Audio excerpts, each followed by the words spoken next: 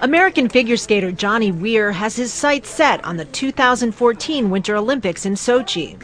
As an openly gay athlete married to a Russian American, he could be fined or even detained in Russia under a new law that bans promoting non-traditional relations around minors. But that's not going to stop him. I am gay just in my character and my appearance and the things that I wear. So if that's enough to be called propaganda and put me in jail for, while it's terrible, I'll take it for this community that supported me and cheered me on through my whole career. At this stage, it looks like openly gay athletes who attend the Sochi Olympics will be skating on thin ice. Russian officials have given contradictory statements as to whether or not they plan to enforce the new propaganda law during the Games.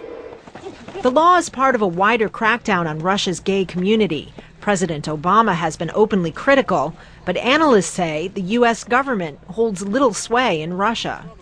I don't think the bilateral relationships are going to change Putin's stance whatsoever. As a matter of fact, he's going to dig in.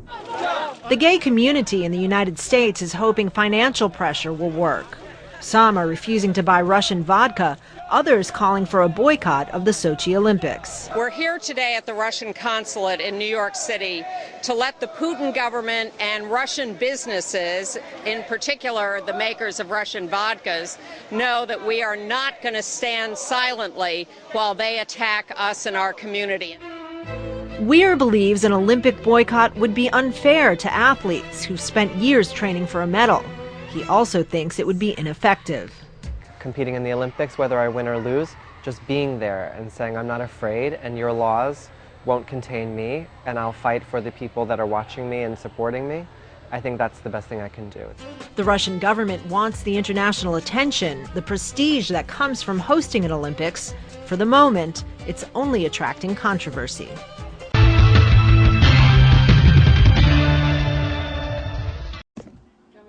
These hackers moved to Kansas City, Kansas for one reason. It's built for speed, internet speed. We're all nerds, right? So more internet, the better. Welcome to the fastest city in America, the first burg in the U.S. wired for Google Fiber. With speeds of a gigabit per second, internet here moves at 100 times the national average. Mike Demaray and Alexa Nguyen moved their startup company here from Boston.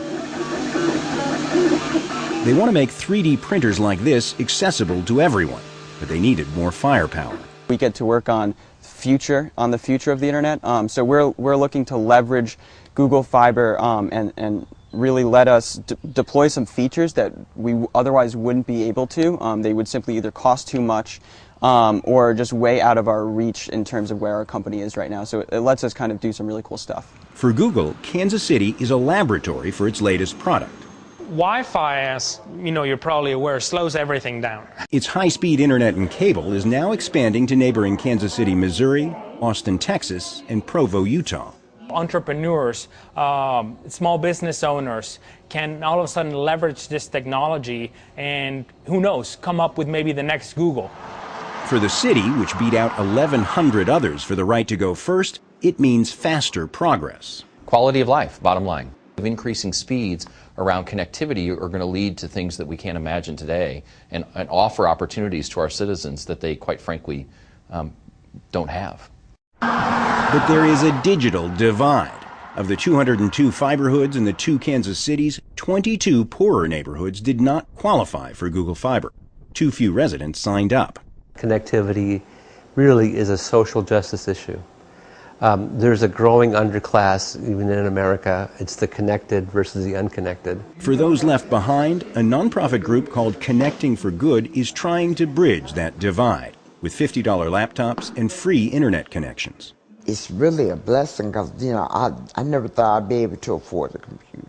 With some Google rivals already looking to offer competing ultra-high-speed internet, much of the slow-speed world could soon also begin to cross the digital divide.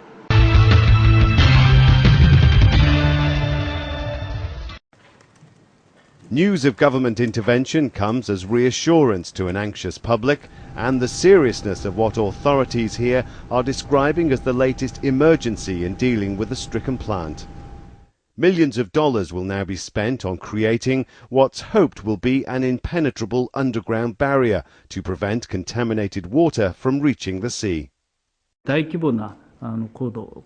Creating a barrier on such a large scale to stop a leak has never before been seen anywhere in the world. So the Japanese government believes it is essential the country steps forward to support its construction to make sure it's eventually completed. This latest attempt follows warnings from Japan's nuclear watchdog that the plant's operator, TEPCO, was incapable of dealing with the problem on its own. This is not an issue we can let TEPCO take complete responsibility for, and we have to deal with this at the national level. They could have taken action much earlier than this if they had really thought about the people suffering in this disaster. They are late, but it is better than doing nothing. It would be a worse problem if they took no action. In spite of the new measures, experts warn there is still no guarantee of success. You need to keep cooling the reactors with water, but there is outside water pouring in and the tanks are filling up. More important, you have to face the fact that nuclear disaster is of such a complex nature, there is little you can do about it. The scale of the tragedy was unprecedented. Dealing with its most serious legacy is taking the Japanese nuclear industry into uncharted territory.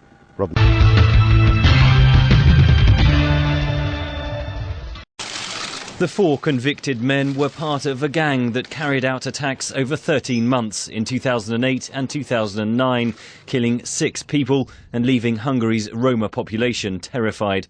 In one attack in the village of Tatarszentgyörgyi, the gang set fire to a house before opening fire on the occupants. Robert Csorba and his 4-year-old son were killed and a girl seriously wounded. Robert's mother, Erzsébet Csorba, welcomed the court verdict, but said she had no faith that the case would deliver wider justice for the Roma. I can't say it's easier now, it's more difficult. It might be harder for us because of all the heartache that made us numb to life. Hungary's criminal justice system fails the Roma, according to Barbara Chernosakova from Amnesty International. The police doesn't really have guidelines on how to identify and deal with hate crimes, and lacks general guidelines how to deal with this specific type of crimes, and also it lacks expertise. In 2009, human rights groups tried to use the Csorba's funerals to foster understanding between Roma and other Hungarians. But 4 years later, little has changed, says Silvia Varro from the advocacy group Communication Centre X. What we are seeing is that the Hungarian society is very fragmented and broken into 2 parts. There are our dead and their dead. There is our memory and your memory, and it's very rare to bridge that division. Roma have lived in Hungary for centuries. Support groups say the fall of communism and more recently the global financial crisis hit the Roma disproportionately hard.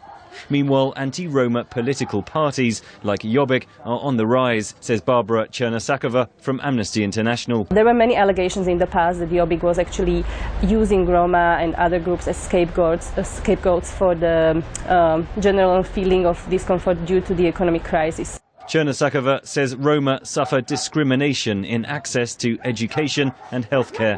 Discrimination cuts throughout their lives and affects them from early childhood pretty much until the end of their lives, and it's one of the biggest communities in Europe that is discriminated this way. From January 2014, Romanian and Bulgarian citizens, including ethnic Roma, will be given free movement within Europe's labour market.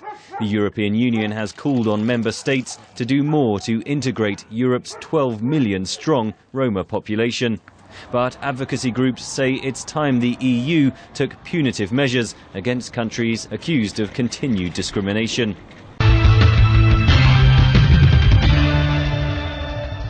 I mean, look at this picture here. This is what the U.S.-Russian relationship has come down to. So what is going on? U.S. President Barack Obama laughing about his frosty relationship with Russian President Vladimir Putin on a late-night comedy show.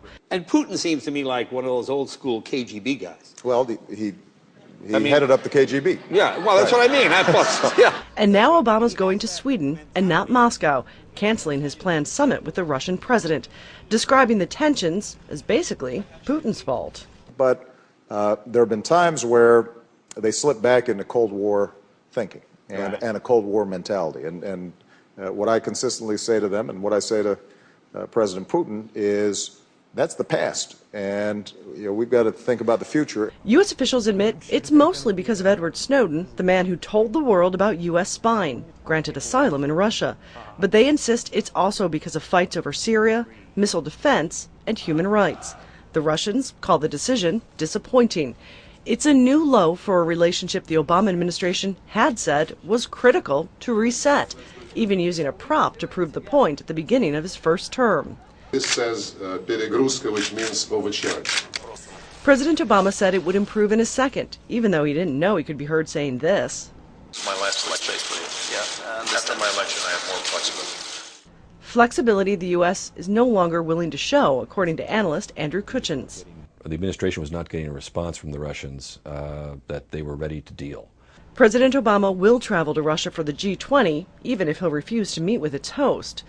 The U.S. Secretaries of Defense and State will meet with their counterparts this week, a sign that despite diplomatic slaps and scrapes, the two countries will almost certainly have to continue working together over the long term, even if they just don't seem happy about it.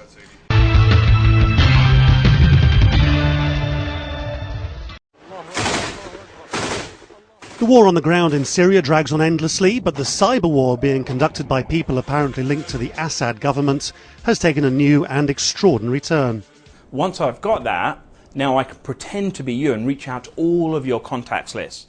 You don't have to be an internet wizard nowadays to know how to execute a hack, and the technique used by the Syrian Electronic Army was frighteningly simple. The user receives it, it's a one-on-one email, it's got something they expect, they click on it, and nothing really happens untoward. I think we all expect fireworks.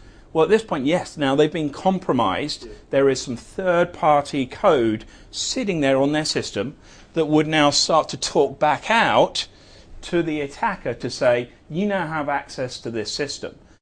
They discovered that within the space of 8 days in July, the Syrian Electronic Army had breached the world's largest online telephone directory, Truecaller. That's more than 1 billion phone numbers. They hacked the video messaging service Tango, containing personal details and email addresses of millions of users. And they hacked Viber, a free networking app used by 200 million people all over the world. This is the same Syrian Electronic Army which wiped billions off the stock market by hacking the Associated Press Twitter page. It found its way into the Reuters site and posted propaganda cartoons, and has taken responsibility for other attacks on big media organisations. But stealing personal data from social media sites is something else entirely. This could be in combination with the increasing confidence of the Assad regime militarily on the ground, and Bashar Assad has complimented the SEA and even talked of it almost as a virtual wing of his own army. So this could be a widening of operations, not just on the ground but also virtually. It's not clear what exactly the relationship is between the Syrian Electronic Army and the president. Analysts in London say the SEA's website had been registered by the Syrian Computer Society, which is nominally led by Bashar al-Assad. Behind the scenes, Western security agencies are now trying to work out some of the answers. In the meantime, people who use some of the world's most popular networking apps now know that their details may be in the hands of the Syrian government.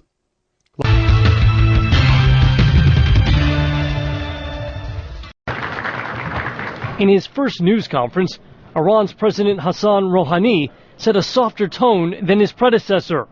برای ما آنچه مهم است پاسخ عملی دولت آمریکاست. We observe carefully all actions taken by the U.S. government.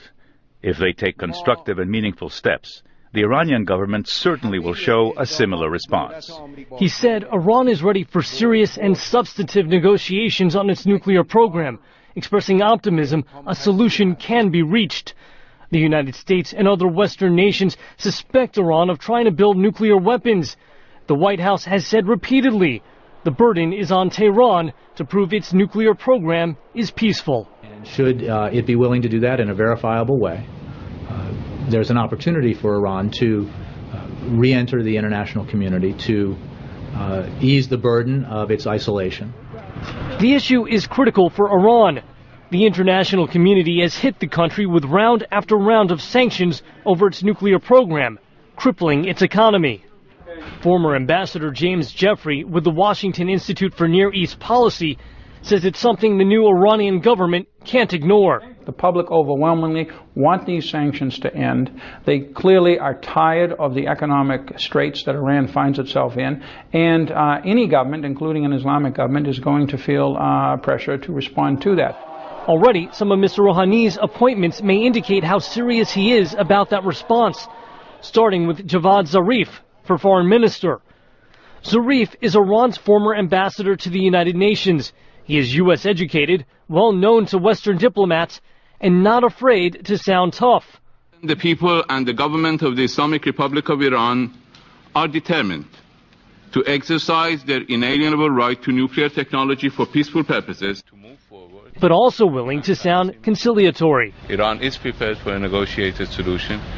As for how much that means, Matthew Duss at the Center for American Progress is unsure.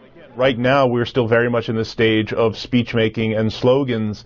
I think very soon we'll have an opportunity to test whether Rouhani is able to make good on some of his promises. President Rouhani swept to victory by winning over reform-minded voters. Now it seems he has made an overture to the West. But any changes will need the approval of Iran's supreme leader, Ayatollah Ali Khamenei, likely looking over Mr. Rouhani's shoulder every step of the way.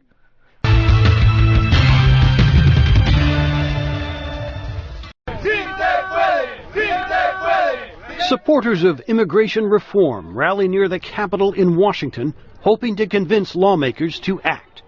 But House Republicans appear to be in no hurry, including Congressman Steve King of Iowa. Recently, King sparked anger when he dismissed many young immigrants as drug smugglers in an interview with Newsmax TV. For everyone who's a valedictorian, there's another 100 out there that they weigh 130 pounds and they've got calves the size of cantaloupes because they're hauling 75 pounds of marijuana across the desert. Among those condemning King was the Republican Speaker of the House, John Boehner.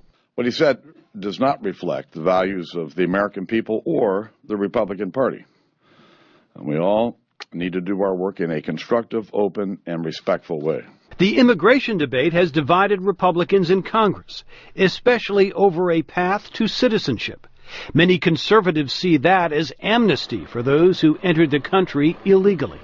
Carol Doherty is with the Pew Research Center in Washington. They look confused about which direction to head and you know, about some of the basic principles of their philosophy. Do they present a more moderate face on issues like gay marriage and immigration or not? Moderate Republicans favor passing some version of immigration reform, says Republican strategist Ford O'Connell. This is a signal to Hispanics, to Asians, to other minorities that we care about your plight because we understand that you're not going to listen to what we have to say on policy if you think we're going to deport your grandmother. House Republicans say they will not follow the Senate's lead and pass a comprehensive bill. Their first priority is shoring up the U.S. border with Mexico. Despite the slow progress in the House, Democratic leader Nancy Pelosi remains upbeat. I'm optimistic about it because it has to happen. We just cannot let this languish. Failing to reach out to minority voters could have enormous consequences for a Republican Party trying to change its image, says Ford O'Connell. That the Republicans are only concerned about white voters and they're not concerned about the rank and file voter. And I hate to tell people, if you kill immigration reform in the long run, you could wind up killing the Republican Party. The House resumes debate on immigration when lawmakers return to Washington next month.